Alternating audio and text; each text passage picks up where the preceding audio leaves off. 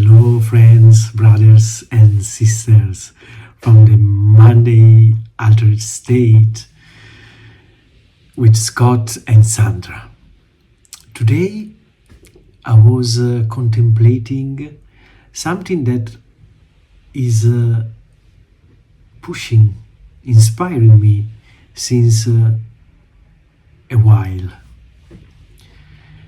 And this morning, I felt this inspiration to start this little project, we can say, dedicating to you the first step. Of it is not about me, but I believe that is a while that the spirit world is trying to inspiring me, supporting me, encouraging me to bring to the world the magnificence of the Italian pioneers of mediumship. Because in Italy we speak Italian, and so it is less, not impossible, but it is less possible that English speakers or other languages speakers can taste the beauty and the profoundness of the pioneers here in Italy. Of course, we had some Italian medium as Eusapio Palladino and others that reached abroad, but also because Eusapia spent a part of her life in US. So today I'd like to share with you my very first part of an essay I began to write, to take bona fide information, and I translated into English. It's not very long, and I have to read it. And I hope it will be clear, because English is not my mother tongue, and I may pronounce some odd word for me. But I trust that the energy, the beauty, the spirit of the pioneer I'm going to talk will reach and surround you. And today I'd like to bring a medium that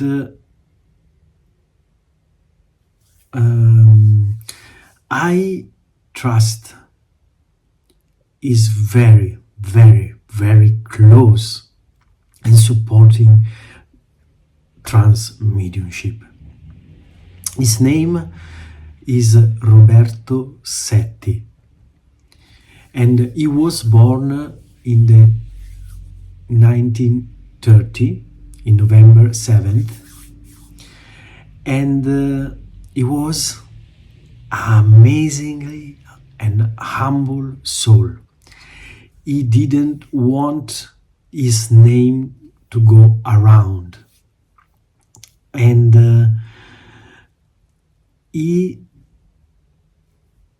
when the thing naturally develop,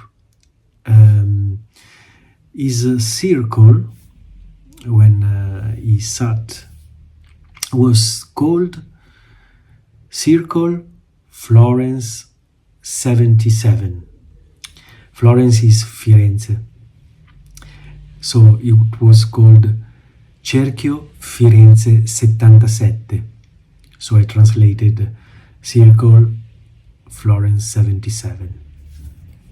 And I listened to very few interviews of him are available due to the fact that he didn't want his name to step forward for his humility, and he really wanted to give all the honors to the spirits who talked through him. So he described that he was falling into deep trance. He described that he was very sweet. Sometimes he even didn't recollect to be in trance. And after he would say, "Oh, nothing happened," and the people say, "No, the sitting was for an hour and a half, and has been amazing," but he didn't recollect or anything. And through him, the spirit were different, of course, with different personalities. And to mention an entity, it was called Dali, another Campus, and so on. And at the same time, of course, it was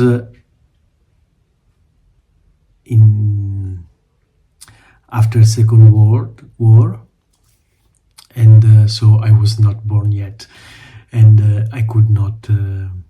There is no videos or many things around. There have been published transliteration of the sittings. So in the 80s, I believe, or even early, they printed books reporting the sittings. And during the sittings, also different and upwards came. And also I found some pictures with ectoplasm. I will check and I will download some pictures and I will share. So we are talking about Roberto Setti, that he was a trance and physical medium, and he worked for half century in this circle, and he was not, of course, something that he was famous and people there talking a lot about it, because here in Italy, of course, in the second half of the century, the Catholic Roman is very influencing all the population. But the spiritual researcher, they knew that in Florence there were these great medium and with this circle. So I don't want that this video will be too long, so I will start to read this little essay that I translated and has been signed. This that I'm going to read by Luciana Campani Setti.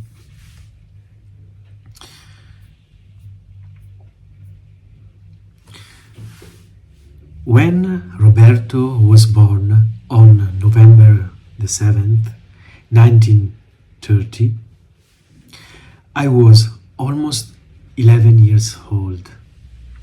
My brother Ruggero had just turned 9. He was very loved by us brothers, by his mother and by his father. As he grew up so gracefully, gentle and shy, he was loved by anyone who approached him. His childhood was a normal and fairly quiet childhood, at least up to 10 years. We weren't rich, but our house was decent and comfortable, and Mom always kept it tidy and clean. Dad was away all day, a little for his adults. I apologize, I read again. Dad was away all day, a little for his work, a little because he loved being with friends more than with his family. Only when we were adults did we realize that this made Mom suffer a lot. But for us kids, her love, her balance, her care were enough, and we didn't notice the little assiduity of the father. I remember some afternoon when Mom sat by the window with a work box and the laundry to check, and all three of us around her. I read aloud the book Heart, The Little Lord, Without Family, The Secret Garden, Jamborasca, and the novels by Perrault and the brothers Grimm. Roberto was very moved by the sad stories, and if the ending was not happy, they had to invent it happy for him. He was a very intelligent child. He had learned to speak long before the other children of his age. He got along with all the children in the neighborhood, who often came to play with him in the garden of the house.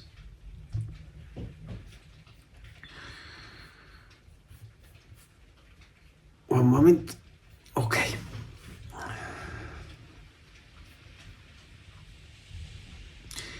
The rione of San Jacopino, where we lived, was then a quiet suburb. The streets seemed wider without the car parked, and instead of the rows of tall houses today, there were one-story villas with a garden around them. There were still several farmhouses with the fields and vegetable orchards that bordered the embankment of the Munion stream. The peasants allowed the children of the neighborhood to play in their grassy field, as long as they did not touch the vines and the fruit trees. On summer evening, in the streets and in the gardens, hundreds of fireflies wheeled.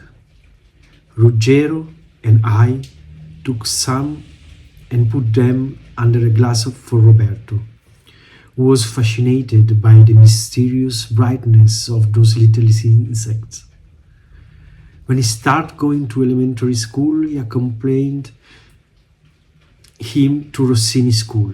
I watched his homework, but he was very good and always knew how to manage on his own. He really liked the cinema. How many good movies we saw together: Brave Captains, The Adventures of Tom Sawyer, Snow White and the Seven Dwarfs, David Copperfield, Oliver Twist. Even when I got engaged at 19, Roberto came out with me because then it was not used for boyfriends to go out alone. My marriage coincided my marriage coincided with the beginning of the war, and I left with my husband, who had been assigned to the command in chief of the Navy in Taranto. My brother Ruggero got married in 1941 and immediately left for the war as an aviator pilot. So, for a long time we were away from Florence, and Roberto stayed alone with his father and mom. I learned later that he suffered a lot from this detachment, also because now that we older ones were gone, certain intemperances of my father's character had become more evident. Mom was sad and anxious for Ruggero, always in danger on the plane. My young sister-in-law Franca lived with her parents, but the war also ended, and we considered our lives lucky to all meet again to restart normal life. Ruggero and my husband, who had not joined the Republic of Salò, had joined the Action Party, and especially Ruggero immediately committed himself politically. I remember that in the spring of 1946, he was very busy in the preparation for the first election that had to decide the Republic on the monarchy. My husband has started working again as a survivor at Enel, the Society Elettrica del Valdarno. My son Gilberto was 4 years old, Ruggero's daughter Gabriella 2 years old. We often meet all together, and our Roberto was very proud of being an uncle since he was 11. At school he continued to do very well. His hobby was to build small radio sets. On April the 2nd, 1946, the tragic death of Ruggero. He was not yet 25 years old. He was healthy, cheerful, beautiful, full of hope for the future.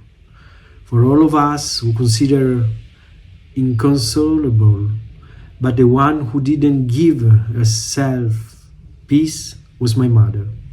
He began to think that maybe Ruggero would have wanted to talk to us, that it was not possible not to know anything about him anymore. It was not possible that all his energy, his courage, his joy of living has disappeared in a moment into nothingness. Mom remembered that experience of one of our own aunts who years earlier had come into contact with a medium from Bologna with rather encouraging result, from which she had drawn the conviction that there is the possibility of communicating with the different dimensions. All of us, that is me, my husband, my father, my sister-in-law, tried to dissuade her. We had never dealt with such things. I would say that we had a sense of distrust, and we were not interested in horoscopes or in reading cards or radioesthesia. And then we used to say to Mom, to have this communication you need a medium. And Mom, some of us could be. So I repeat, and Mom said, some of us could be. On the afternoon of May 28, 1946, in my parents' house, the aunt who had those experiences, we decided to satisfy the mother, convinced that in the face of the negative outcome of this experiment, she would calm down. Instructed by the hound of the modalities of the session in broad daylight, we sat around a rather low table. There were 7 of us. We made the chain holding our fingertips on the tabletop. After a few minutes, the table rose and swayed between us, striking blows. The emotion was enormous. I remember very well that Roberto, the 15 years old, became very pale, and we, a little worried, decided to stop immediately. In the evening at my house, I told my husband everything, but he was skeptical.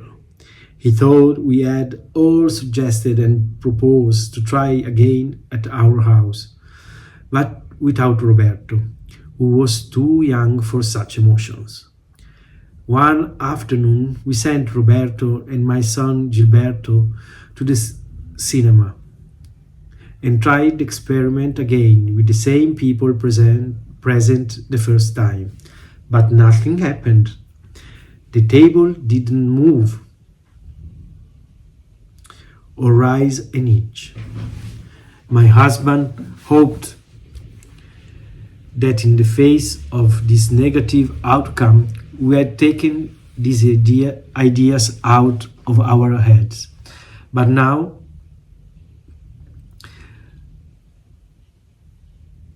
I was interested too. I was sure that the table had moved and lifted so much that he could no longer follow him with his arms up.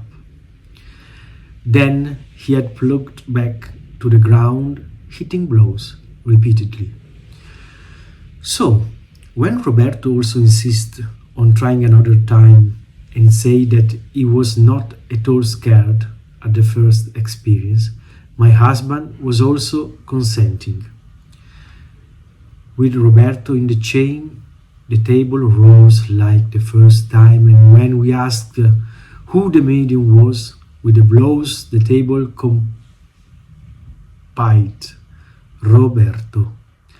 Thus began the intrinsication of his medianity for a short time with the table. Then he moved on the communications by automatic writing.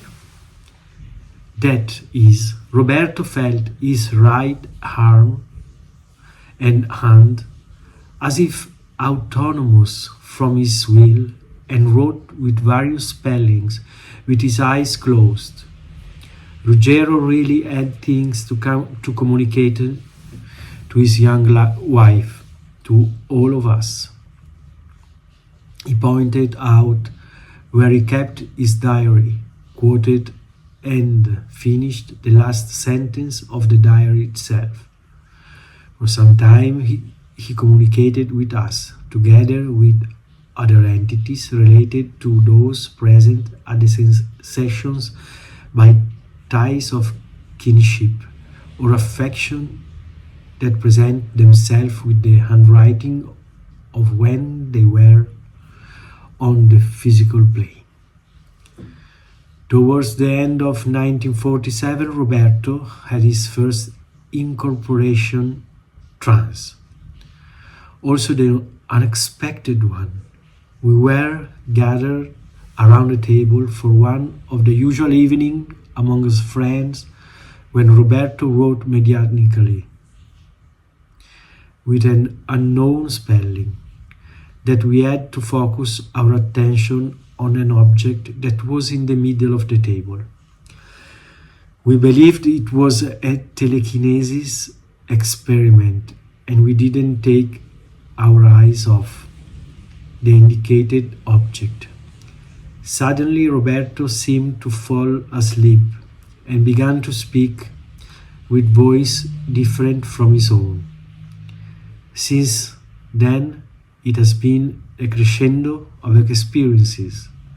The entities linked to us by ties of affection always present themselves in small numbers, replaced by unknown entities that spoke to us in a sweet and sudden way, in a perfect language, also in form. They taught us many things and also explained to us that once we had reached the inner certainty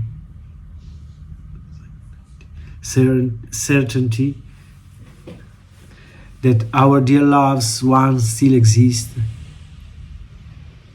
albeit in a different plane of existence. It is right that they completely detach themselves from the grosser planes and continue their reflection on the experiences made in earthly life.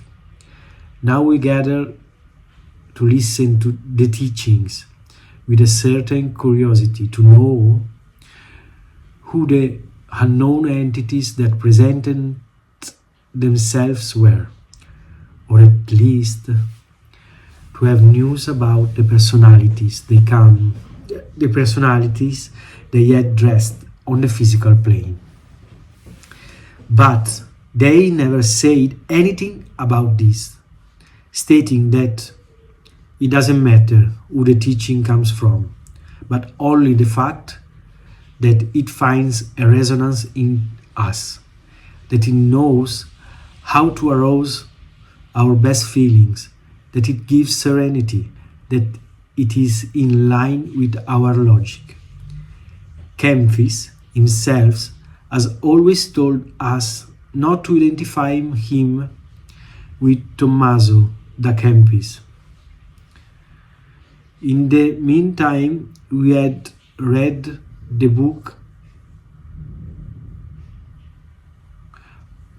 of Kardec and Leon Denis, and we had documented what had been written about spiritualism, also because my husband and I felt full responsibility to protect and guide Roberto, now 17 years old. We were reassured by an entity that presented itself as Roberto's guide with the name Dali, not Dali as we often hear it pronounced, Dali. So his guide was named Dali, with a very sweet and reassuring voice, and that always announced itself with an intense scent of violets. After the perfumes, the first contribution took place, small objects that could be felt falling even with the light on or in broad daylight. The brightness, Roberto's levitation. I have a clear memory of a time when Roberto was lifted with the armchair on which he was sitting and placed on a table that was in the meeting room. At the age of 18, Roberto graduated as a surveyor, and the problem of looking for a job immediately arose. My father, due to some of his wrong initiatives, had to sell his business to a partner, and the money was scarce. Some paid mediums asked Roberto to collaborate with them, of course for a fee. Other people declared themselves willing to pay handsomely just to attend a session, but Roberto always refused, categorically, to derive the slightest economic advantage from this prodigious medianity of his. And so it has been for all these plays in our house in Via delle Ruote. Then, since 1952, they also took place in the homes of close friends. Roberto was well protected by his guiding spirit, who from time to time indicated the date on which the next session could take place. I say called, because Roberto was always left free to make himself available or not. However, we could not be the ones to decide to hold a session, because if we met on a date other than the one indicated by the guide, nothing happened. In 1952, we began to learn about the use of the magnetophone, so we could record the teachings and then transcribe them, distributing the type scripts to each other to read and meditate on the messages. Until then, it had been the entities themselves that transcribed with automatic writing. All the oral messages that were given to us, I repeat, until then it had been the entities themselves that transcribed with automatic writing all the oral messages that were given to us.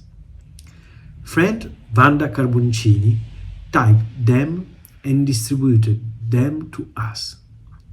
The tape recorder avoided Roberto the effort to make himself available for automatic writing.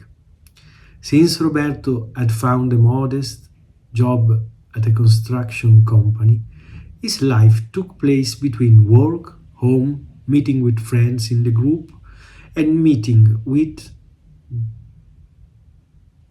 friends of his age. He was serene, cheerful, but he did not want to be known as a medium by people outside a small listening group. His life as a medium was completely different from his life as a man. He always stated that he had never had particular intuitions or sensation or other phenomena, and that he had never felt a sense of dislike towards any person. He has always been very kind and tolerant with everyone. He himself read with great curiosity and interest all the things that we communicated to us through him, that were communicated to us through him.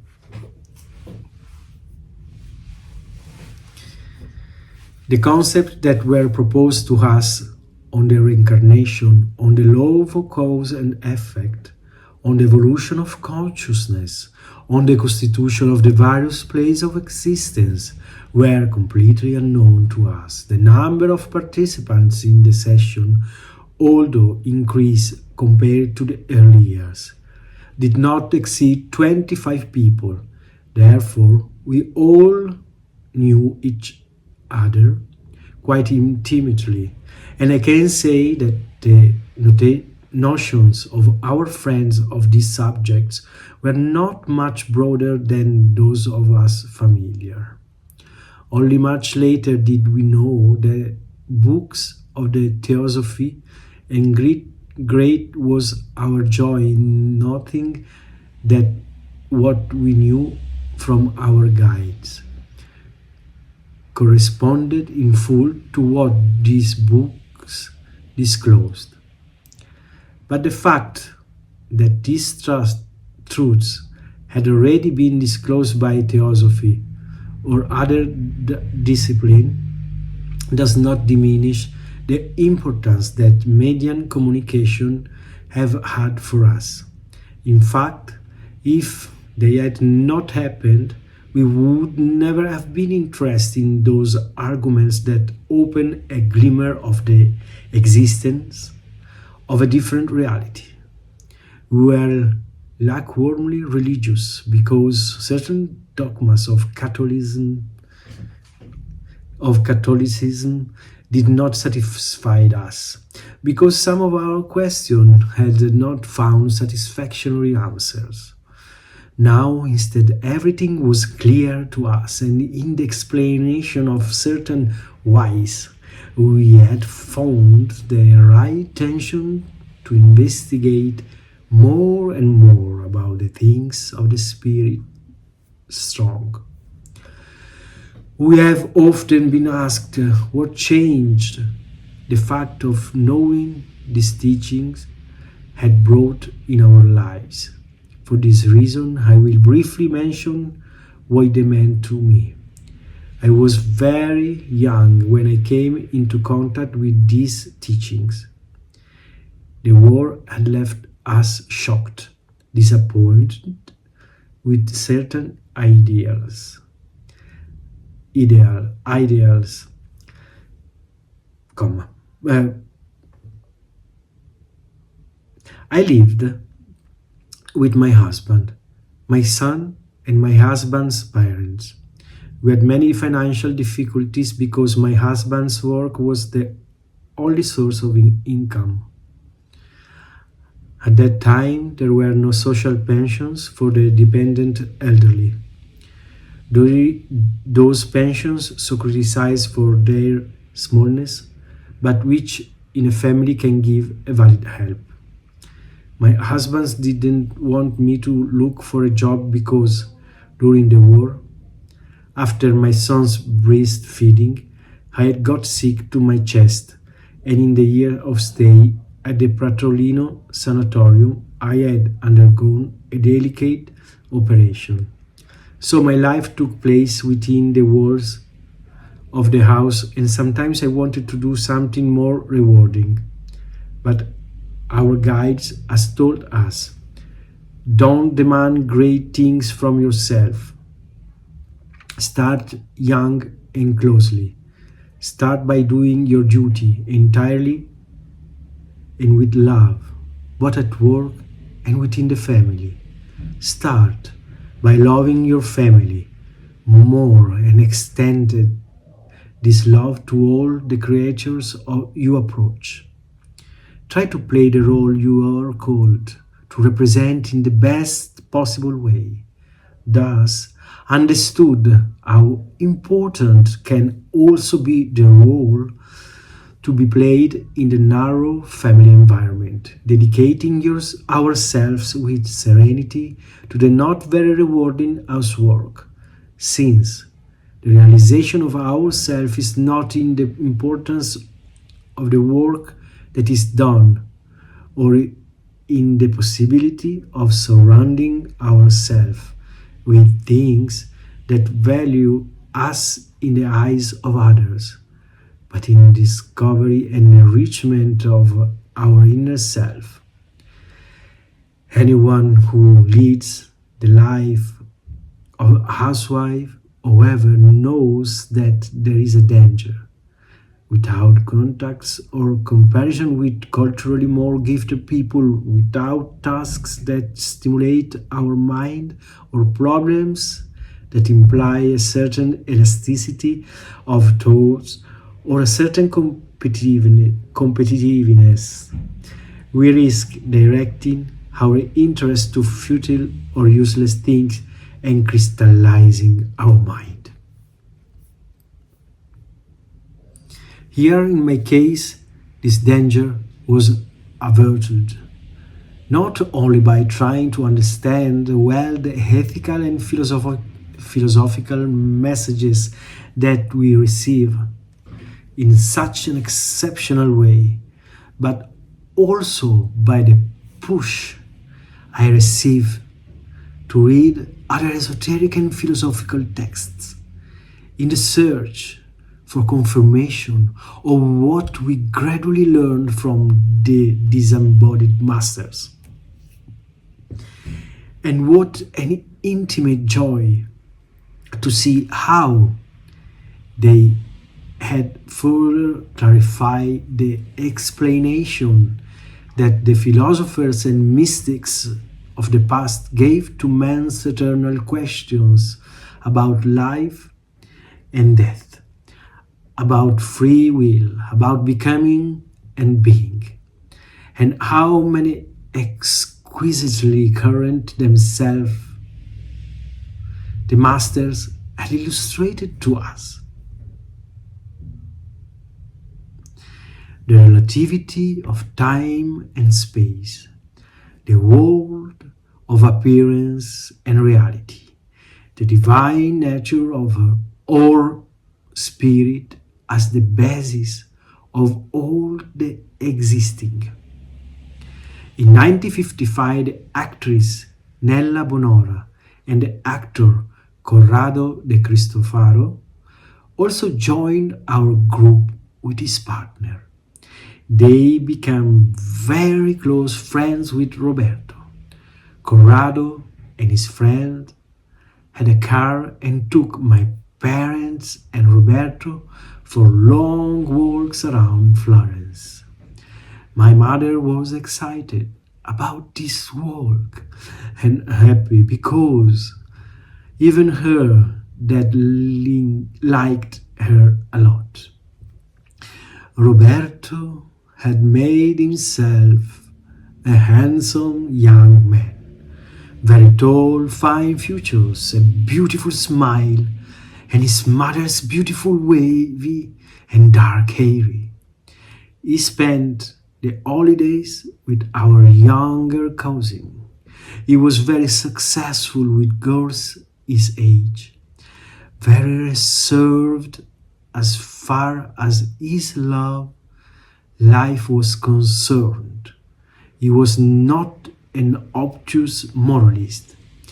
My son told me that when he turned to him for a certain advice, Roberto always knew how to do the tensions that arise when becoming a man. Also, talking to him about sex with great serenity and considering it one of the elements that make up the human experience. Talking to him, says my son, the difficulties encountered in the first relationships with the girls took on a different perspective, and by allowing with great discretion his experiences, he destroyed the halo of sin that in those years was still linked to the subject. I often asked him about his loves, but he smiled and told me that he wouldn't get married until his financial condition were so precarious, now that his parents were completely dependent on him. I replied to him, but there are also girls who work, and I will never allow my wife to work to help me support my parents.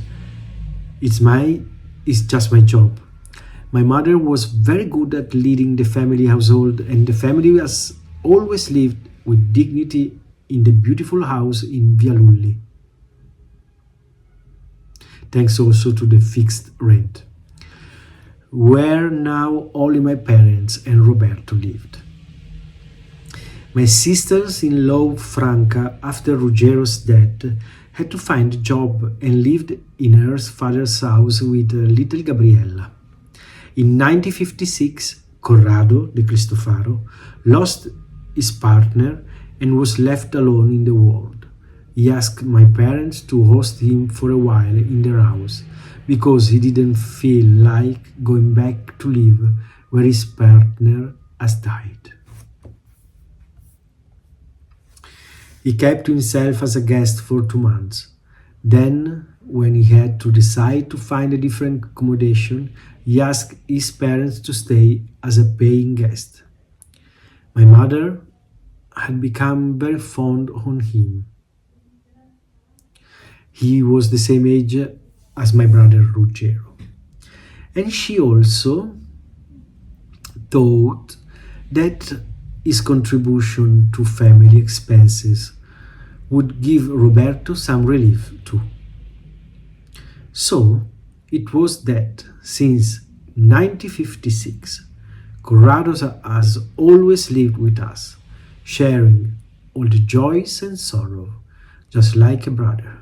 Meanwhile, the topics carried out by our guides had become more and more interesting.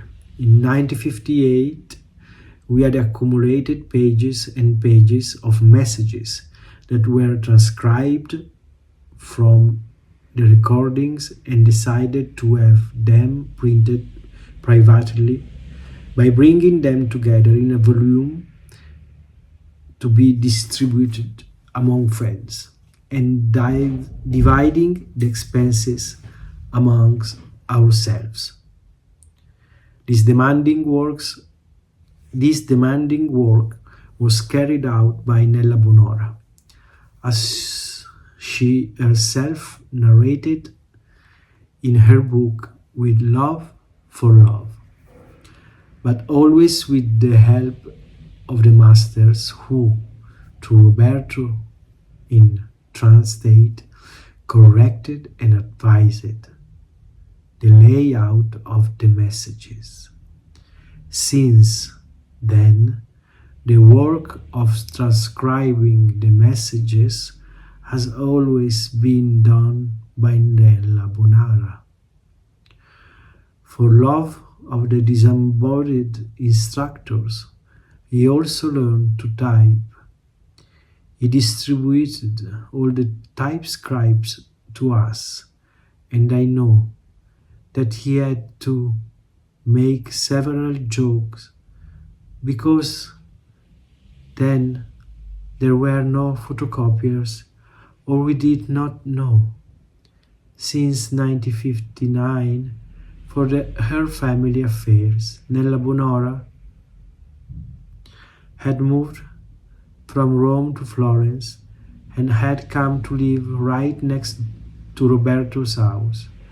I, too, after the death of my in-laws, had left Via delle Ruote and had moved with my husband and my son Gilberto to a house near Via Lulli. In 1960, Roberto won a competition for a position as an employee at the municipality of Florence. He was very happy because the tasks he had to perform were more convenient for him and because the salary was better. For a few years I had participated in the sessions occasionally. In 1965, after the reading of our second book, Colloqui, I started attending all the sessions again, and I realized how much the teachings had progressed. Now the topics went beyond the theories expressed by Eastern philosophy.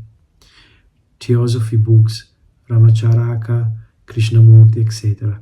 It was a true esoteric philosophy. The masters had begun to introduce us to the concept of the eternal present and of a God absolute, to the concept of eternity understood as timeless and not time without end. I remember that for some of the participants the topics were a bit difficult, and it seems to them that knowing these depth truths had in fact no use for everyday life. They preferred ethical teachings, explanation about the life of the afterlives, on the law of cause and effects or karma. But in one session we were told the true purpose of the existence of median sessions is teaching. Therefore, when it has been possible to ascertain that we are not in front of those hysterical veins that are very often called spiritual or mediumship sessions, then the doors of communication must open. But the communication between the world of the incarnated and the world of disincarnated, to be up the miracle it represents, cannot be limited to giving your news of the dead relatives or to announcing moral principles that more or less religions, philosophies know and teach. If the dialogue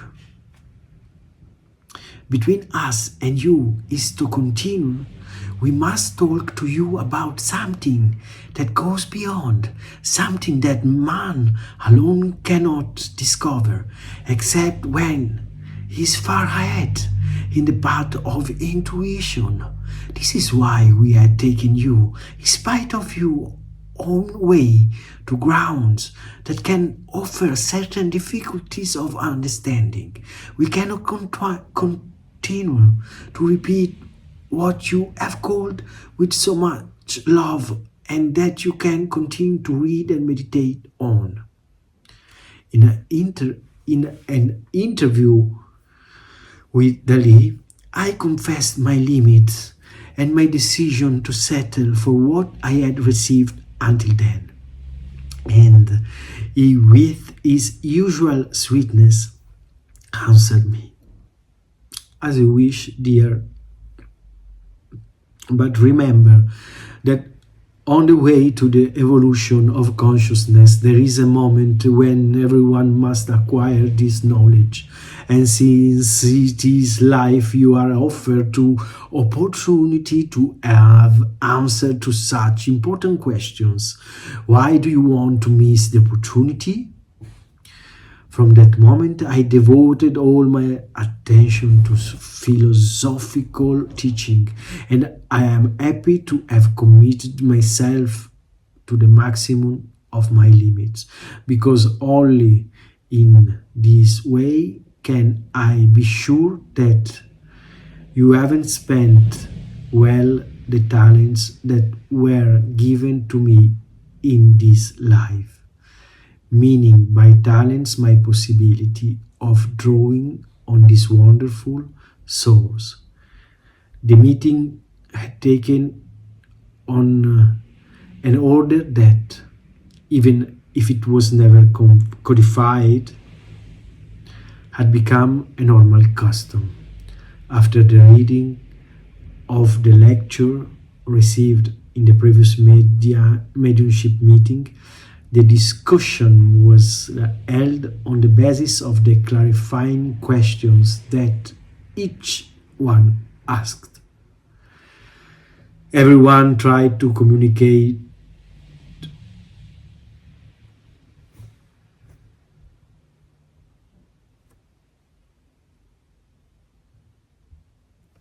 I'm sorry.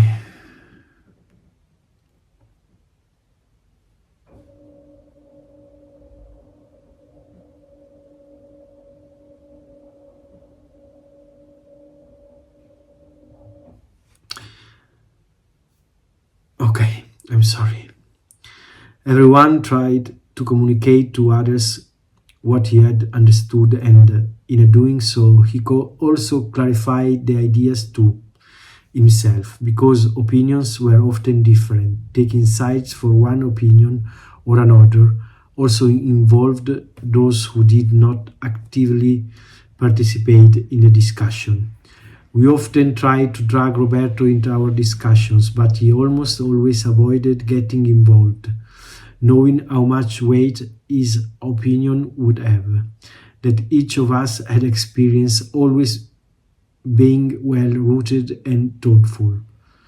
So probably we fear of truncating with his assertions our heated discussions. He preferred to be silent. But to those who observed him carefully, he showed his deep participation, and his rare intervention were always extremely succinct and aimed at directing the apparent or real contrast of interpretation. From the first communications, we were told by our guides that they could not take away the painful experiences that we would have to go through in life. They could only help us accept them, making us understand that every experience has its own valid reason for existing, and the painful experiences were there for all of us.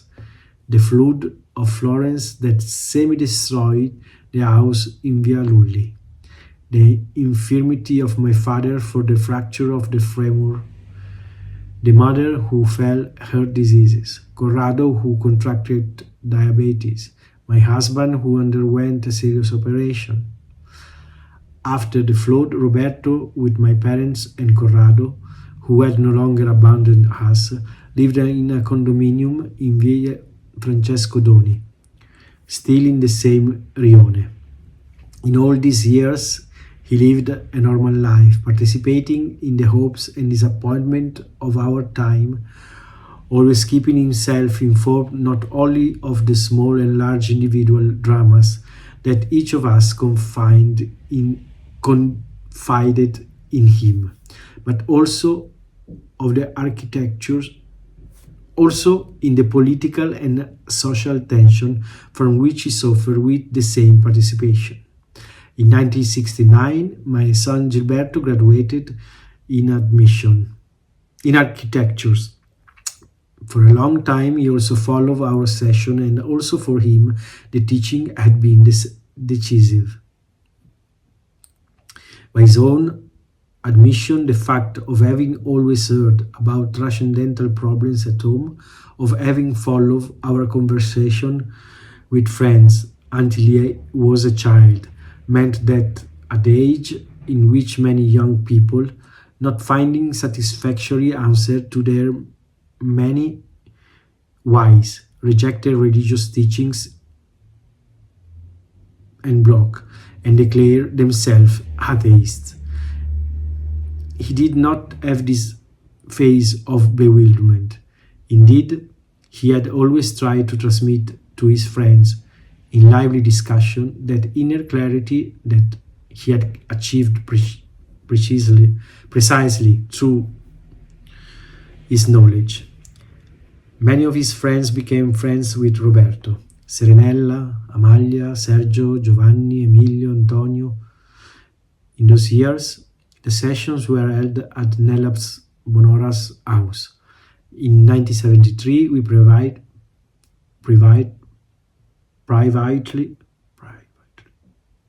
privately printed the book Synthesis, always bringing together all the messages we had and faithfully transcribed, word for word, by Nella Bonara. The masters discarded some pages, but overall, it can be said that the various messages were left in the same chronological order, almost like a collection of university handouts. In the meantime, some other people had come into contact with us, but I have to say that deep down the group was rather opposed to admitting new people, because with their somewhat elementary questions, or sometimes just curious about the phenomenon itself, they prevented us from moving forward with the teaching that was now at a very high level.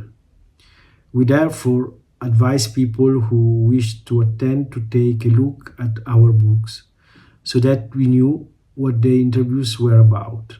But perhaps even among us there were few who had realized that we were facing an almost unique teaching.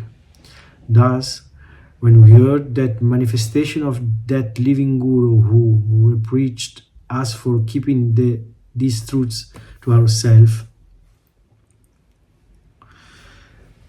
described on the page 35 of our book From the Invisible World, we thought of opening up the possibility of knowing this communication for others as well. Yes, it's true. In the early years, we were told to keep these experiences for ourselves, but 27 years at best since the first session, and maybe sometimes something had changed.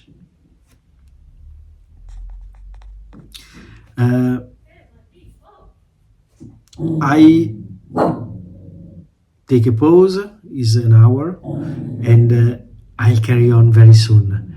Thanks for listening. I hope you enjoy. I really apologize for my bad readings of English, but I'm reading on a screen, and it's not so easy for me. But I hope, especially that the beauty of the history and the story of Roberto Setti may reach us. During I was reading, I could feel changes of energy around and within me. I feel the presence of spirit, and I also feel I'm feeling the energy of you that are listening this. So thank you for this opportunity, and I will continue very soon. Love you.